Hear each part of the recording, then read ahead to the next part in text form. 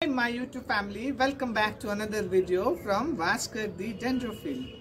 আজকে আমরা নিয়ে এসেছি আমাদের বাগানের সেই রাজা অর্থাৎ গোলাপের গরমকালীন পরিচর্যা নিয়ে। শীতকাল গিয়ে এখন বসন্ত আমাদের দ্বারে এসেছে। এই সময় গোলাপ গাছের কিছু বিশেষ কেয়ার করতে হয়। কি সেই বিশেষ যত্ন তাই নিয়ে আজকের এই ভিডিওটি থাকবে। শীতকালে আমাদের গাছে সেরকম ভাবে কোনো পোকামাকড়, থ্রিপস, মাকড় বা লাল মাকড় এগুলো খুব একটা লেগে থাকে না, কিন্তু গরম পড়ার সাথে সাথে এদের আক্রমণ বাড়তে থাকে। গাছে মাকড় লেগেছে বোঝার উপায় হলো এই ডালটি ভালো করে খেয়াল করলে দেখতে পারবেন যে এর পাতাগুলো কুঁকড়ে গেছে। খালি চোখে মাকড় বা থ্রিপস দেখা যায় না। এরকম গাছের পাতা যদি নিচের দিকে কুঁকড়ে যায় তাহলেই বুঝতে হবে যে আমার গাছে থ্রিপস, মাকড়, লাল মাকড় এই জাতীয় খুবই ছোট ছোট পোকা আমার গাছে লেগেছে। তাই এই পোকাগুলো যদি বাড়তে দিতে থাকেন অর্থাৎ এর প্রিকশন না নিয়ে থাকেন বা কেয়ার না করেন, একটা সময় এরা গাছের বৃদ্ধিতে খুবই ক্ষতিকারক হবে, অর্থাৎ গাছের বৃদ্ধিতে হ্রাস পাবে এই পোকামাকড়ের কারণে। তাই গরমকালে যাতে ভালো গাছের কেয়ার নিই এবং শীতে ভালো গোলাপ পেতে পারি তার জন্য আমাদের এখন থেকেই লেগে থাকতে হবে। কোনোভাবেই থ্রিপস বা মাকড়ের আক্রমণকে বাড়তে দেওয়া যাবে না। এই থ্রিপস বা মাকড়ের আক্রমণ আমরা খুব সহজ পদ্ধতিতে থ্রিপস বা মাকড়ের আক্রমণ রোধ করতে অবশ্যই যেটা ইউজ করতে হবে সেটা হলো কনফিডার, কাকা যেটা এই মুহূর্তে আমার কাছে নেই, এবং এই সুপার সোনাটা। সুপার সোনাটায় রয়েছে সিভিড এবং অ্যামোনিয়া। এই অ্যামোনিয়া এবং সিভিড গাছের গ্রোথে যেরকম সাহায্য করবে সেরকম বিভিন্ন পোকামাকড়ের আক্রমণ থেকেও এই সুপার সোনাটা আমাদের গাছকে গরমকালে বিভিন্ন পোকামাকড় আক্রমণ থেকে রোধ করবে। এই কনফিডার, কাকা, সুপার সোনাটা ছাড়াও সবচেয়ে জরুরি যেই জিনিসটি সেটি হলো গাছকে বারংবার স্নান করানো।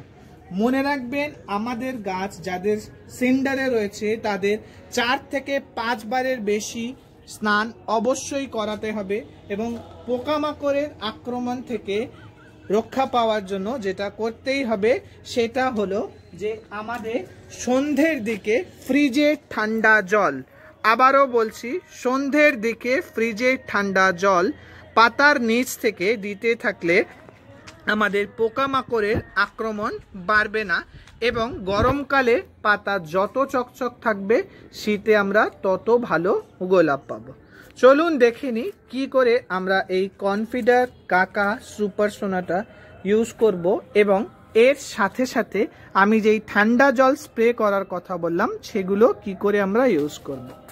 প্রসঙ্গত বলে রাখি যে আমরা গাছে যে কোনো জিনিস ফয়েলার স্প্রে অর্থাৎ পাতার ওপরে স্প্রে করব সবসময় স্টিকার ইউজ করব, এবং এই স্টিকার সিলিকন বেসড হলে সব থেকে ভালো। স্টিকার ইউজ করার একমাত্র অ্যাডভান্টেজ হলো যে আপনি গাছে যেই ওষুধ বা ভিটামিন স্প্রে করছেন সেটি নর্মালি স্প্রে করলে যদি 1 মিনিট থেকে থাকে গাছে স্টে করে, সেই ক্ষেত্রে স্টিকার ইউজ করলে আপনার স্টেবিলিটি বেড়ে যায়, অর্থাৎ 1 মিনিটটা অন্তত 5 থেকে 10 মিনিট স্টে করবে। অর্থাৎ সবসময় স্টিকার ইউজ করবেন। যাদের হাতের কাছে স্টিকার নেই অবশ্যই এর সাবস্টিটিউট হিসেবে আপনি হ্যান্ড ওয়াশ ইউজ করতে পারেন, তবে কোনো সেন্টেড হ্যান্ড ওয়াশের দিকে যাবেন না, নর্মালি যেগুলো থাকে সেগুলো ইউজ করতে পারবেন।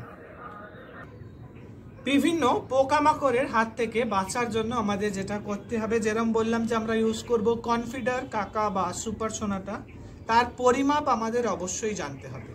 যেহেতু এগুলো কেমিক্যাল ফার্টিলাইজার তাই খুব বেশি বা কম হয়ে গেলে গাছের ক্ষতি হতে পারে। আমরা একটি সিরিঞ্জের মাধ্যমে ইউজ করব। এখানে 1 লিটার জল রয়েছে। 1 লিটার জলে 1 গ্রাম কনফিডার, 1 গ্রাম কাকা বা 1 গ্রাম সুপার সোনাটা। বলছি বলে কখনোই এরকম নয় যে এই তিনটে আমরা একসাথে ইউজ করব। আমরা যখনই ইউজ করব ইন্টারভেলে মাপটা হবে 1 গ্রাম 1 লিটার জলে।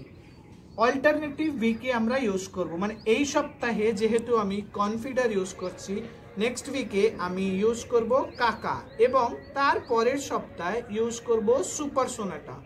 মনে রাখবেন যে কোনো ওষুধ, ইনসেকটিসাইড, পেস্টিসাইড বা মাইক্রোনিউট্রিয়েন্টস আমরা যাই ইউজ করি না তার মিডিলে অন্তত 3 দিনের গ্যাপ থাকতে হবে। এইভাবে ভালো করে মিশিয়ে নিয়ে ওষুধগুলোকে আমরা গাছের পাতার নিচ থেকে স্প্রে করব, কারণ এই মাকড় বা থ্রিপস সবসময় পাতার নিচে লেগে থাকে, তাই গাছের পাতার নিচ থেকে এইভাবে আমরা স্প্রে করে দিতে থাকব। এই কনফিডার কাকা এবং সুপার সোনাটার রেজাল্ট আপনি উইদিন আ উইক আপনার গাছে দেখতে পাবেন। এবং মনে রাখবেন সবসময় যখনই আমরা স্প্রে করব পাতার নিচ থেকে স্প্রে করব, কারণ এরা পাতার নিচে বসবাস করে। ওপরে স্প্রে করলে সেরকম লাভ কিছু হবে না। এই পদ্ধতিতেই আপনি রেগুলার ঠান্ডা জল সন্ধ্যের পরে 7টা থেকে 8টার সময় গাছের নিচ থেকে এইভাবে স্প্রে করে দিলে কনফিডার কাকার থেকেও ভালো রেজাল্ট আপনি পেয়ে যাবেন। আশা করি আমার এই ছোট্ট ভিডিওটি আপনাদের কাছে ইনফরমেটিভ লেগেছে। ভিডিওটি ভালো লেগে থাকলে অবশ্যই লাইক, কমেন্ট, শেয়ার এবং সাবস্ক্রাইবের মাধ্যমে আমার আগামীর পথকে সুগম রাখবেন এই কামনাই করি। ভালো থাকবেন, সুস্থ থাকবেন, সবুজের পাশে থাকবেন এবং গরম থেকেই গোলাপের যত্ন নেবেন যাতে শীতে এক ঝাঁক গোলাপ আপনার বাগানকে ভরিয়ে রাখে। ধন্যবাদ।